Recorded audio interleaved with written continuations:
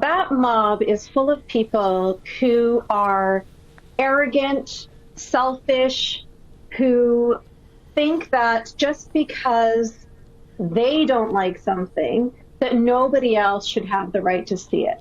That's a supremacist attitude that those goons have. They feel that they get to control what other people see and what other people hear.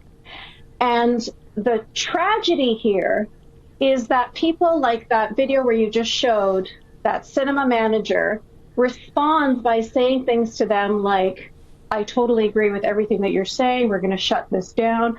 And for the film to get shut down across the UK, that's the real tragedy here. Because when you have a bunch of people yelling and screaming, what you're supposed to do with those bullies is ignore them or just get the police involved, you know, to protect. They said that they shut it down because they're afraid for the cinema managers.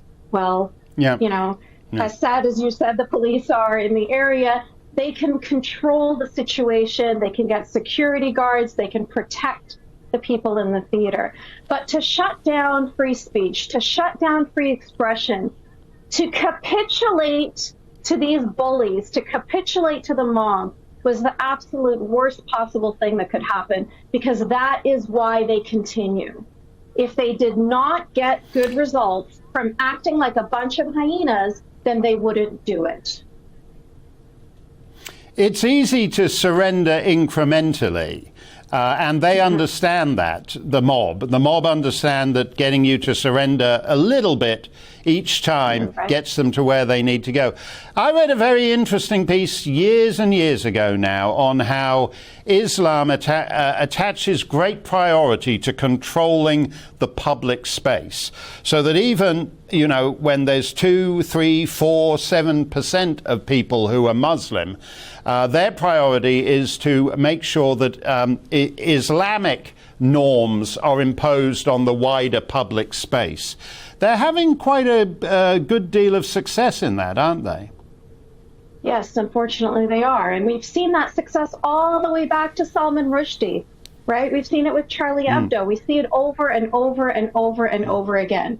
This capitulation, this making excuses, this bigotry of low expectations. So now we have Muslim versus Muslim. Now we have Sunni versus Shia. So what are we going to do?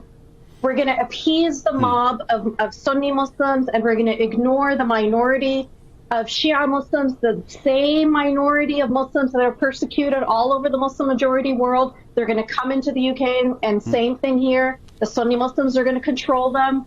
You know, it's just like, it's so sad to see these kinds of things happening in the United Kingdom. I expect to see this in Pakistan. I expect to see this in Afghanistan. I expect to see this in Saudi Arabia. I don't expect to see it in the United Kingdom.